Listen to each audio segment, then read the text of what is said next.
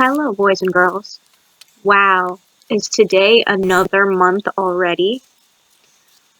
I came across this concept when I decided that all of my 2021 bullet journal should have a common theme. If January was imposters themed, the next could be video game themed or other game.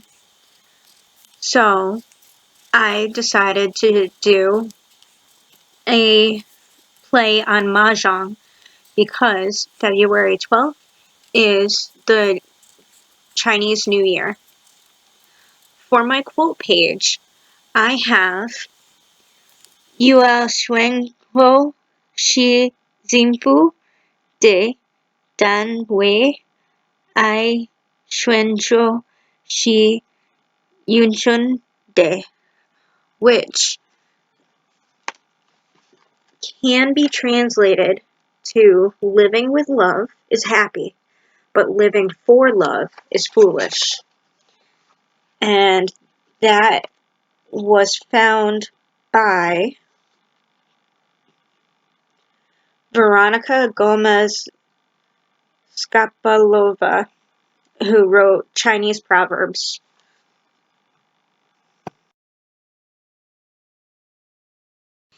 This year is going to be the year of the metal ox. Being second, the ox is associated with 1 to 3 a.m. The ox fell behind the rat, getting tricked into giving the smaller creature a ride. Oxes are known for their diligence, dependability, strength, determination, strongly patriotic, ideals and ambitions in life, importance, they're feisty, they tell it like it is, and they have inherent energy. Ever heard of a bull in a china shop? It's not a bull, it's an ox. The metal ox is hardworking, active, always busy, and popular. Living with love is happy, but living for love is foolish.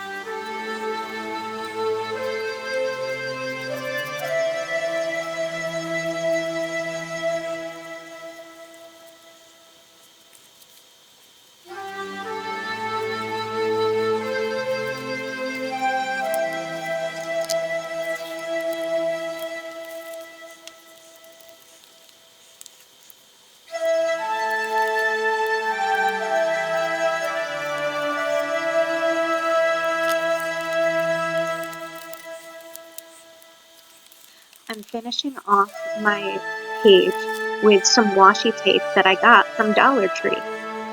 The green and pink make me think about bamboo and blossoms. The blue and gold make me think of the beautiful clothes that they wear. This weekly spread may be a little different for you, and you might prefer to do a Dutch door theme instead. But I wanted to see how it would work.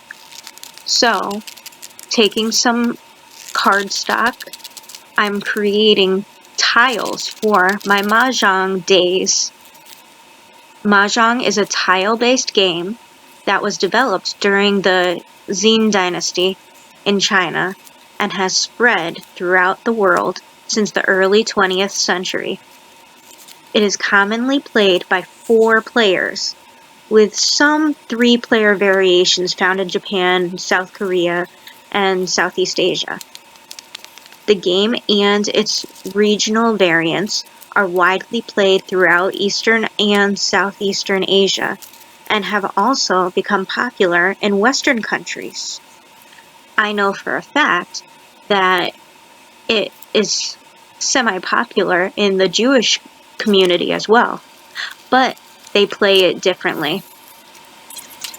So what you see I'm doing here is taking that same natural botanical book that I used for my November bullet journal spread, link in the description, and I'm cutting out strips of paper for the backs of my days to keep them in order. I'm going to need more than 2 strips, but this is just to show you how it's going to be. Gluing a little bit to the end, I'm going to affix the strip over the top of these pieces with the labels hanging out to one end.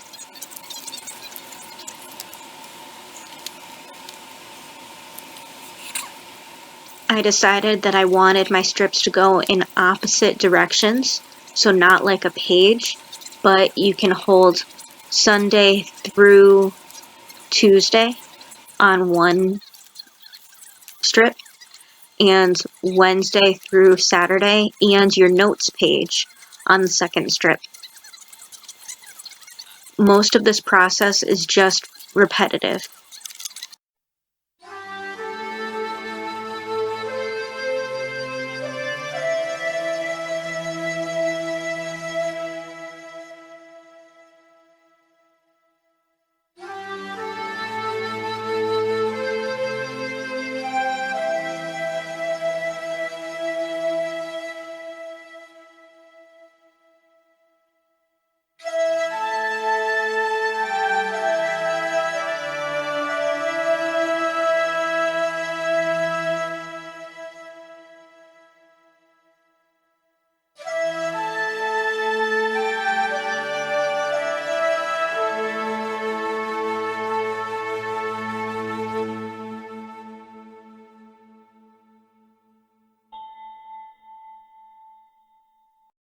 Moving on to those special tabs that I created for each day of the week and the notes card, I chose the font known as Chop Chop by Pink Broccoli, found at creativemarket.com. I thought this was a really cute way of tying in the Chinese New Year theme with things that we've seen in America, like the writing on takeout boxes and things of that nature.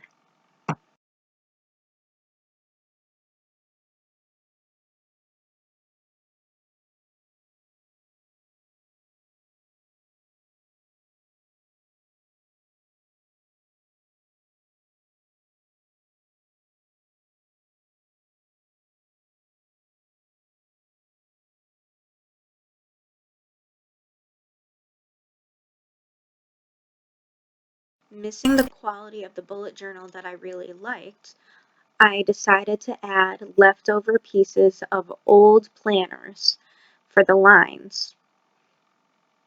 So I went in one at a time, and I liked how these frames had numbers in the upper left-hand corner, much like the tiles in mahjong.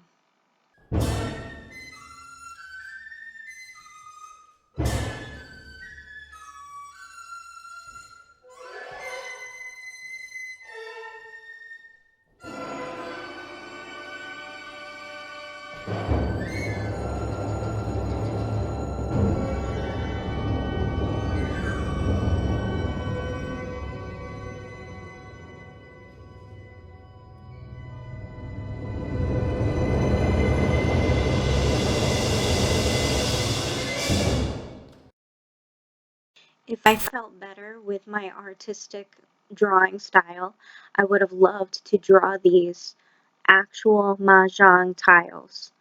But for the sake of time and for the sake of accuracy, I printed out a sheet of mahjong tiles, cut them into individual tiles, and affixed them to the blank spaces of my weekly spreads on the sides, under the back, and so forth. This makes it look like they're strewn around and some are strategically placed for the gameplay. You want to go from the outside in and the top working down.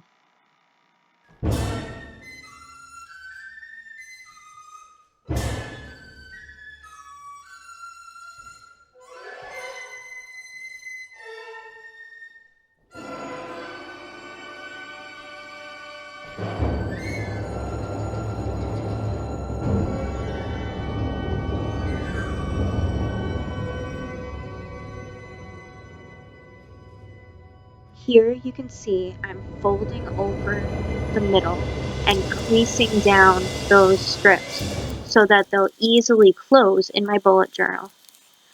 Then I followed it up with that same washi tape to keep the same design going and to give this page a little pop of color.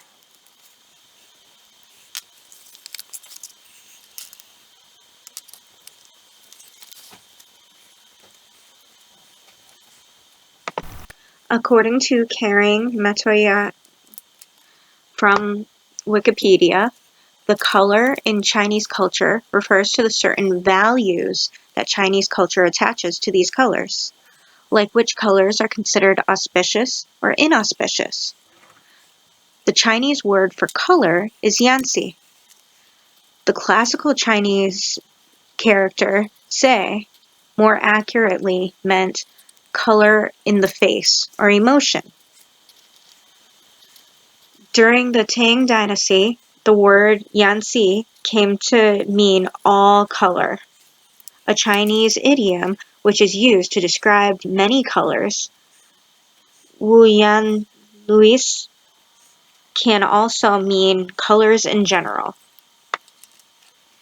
As it is depicted, the black is for north, the blue is for east, red for south, and white for west, with the center being gold. I chose to use all of these colors as much as possible to get the 7 days of the week and my notes.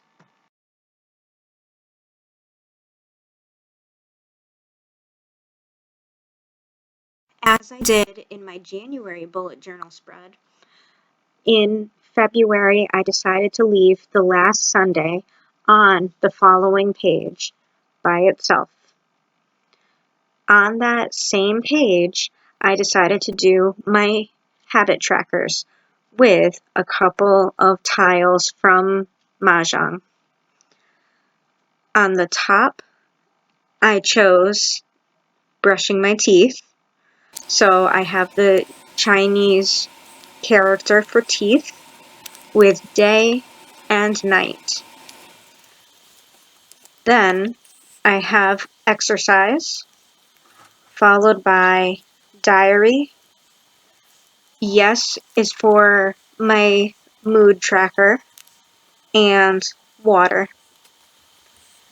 These I liked the style of last month, so I want to keep that going. Then I took all 6 of my calendars and turned them into lanterns. This added a necessary pop of color, helped me tell which one goes to which habit I want to track, and makes it stay with the theme.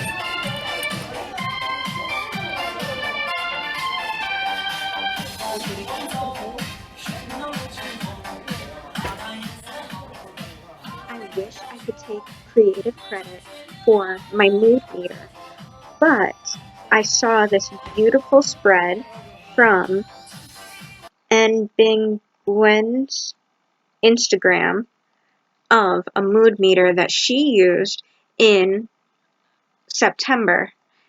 Knowing that February is a shorter month, I didn't have to make as many of the lanterns that she made, and I could pick and choose my favorite ones.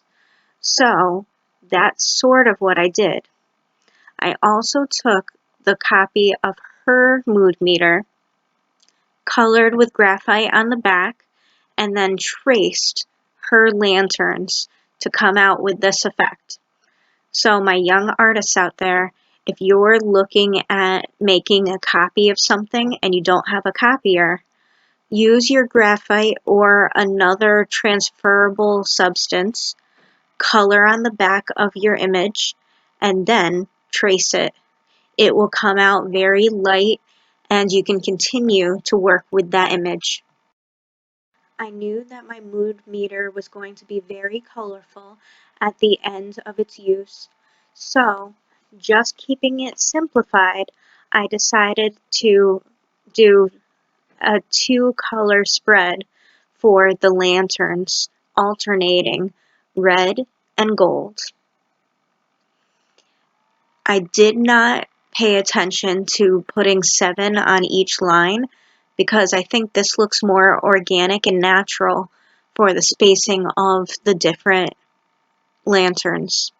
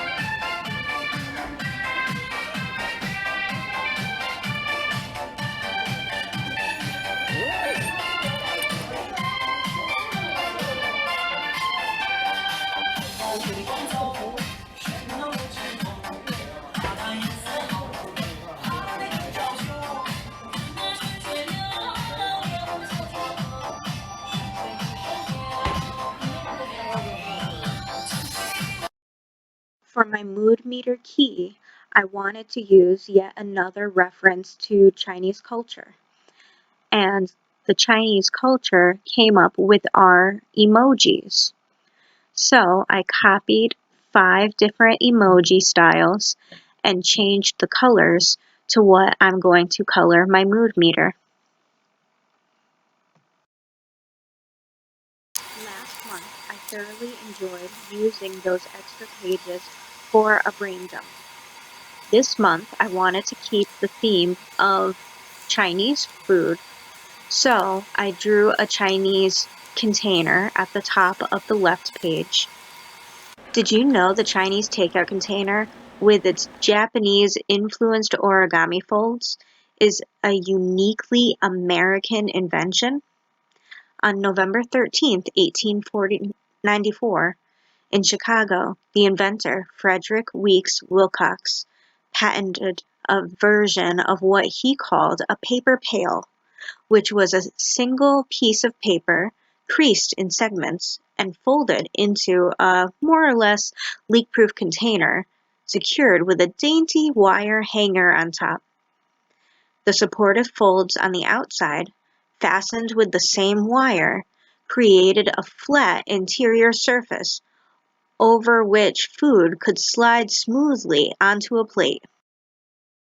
According to the World Bank, some 2.5 million people work in the informal waste management sector in China, picking through trash for recyclable materials to sell. As any visitor to a major Chinese city will soon notice, many of these trash pickers are elderly people, unable to support themselves on meager government pensions. I wanted to use this image to remind myself of other cultures and what their needs are, and also to add the idea that some things in my brain dump page may need to be remembered, while others can be forgotten. The Asian conical hat, commonly known as Asian rice hat, coolie hat, oriental hat, or farmer's hat, is a simple style of conical hat originating in East, South, and Southeast Asia, and notably in modern-day nations and regions Bangladesh, Bhutan, China, Cambodia, Northeast India, Indonesia, Japan, and Korea. And now for my final flip through of my February bullet journal spread. This is very different from any of the other 6 months that I've done so far. Here's a little background and history, Chinese lettering, the mahjong tiles style of weekly spread with my washi tape accents, my lantern habit tracker,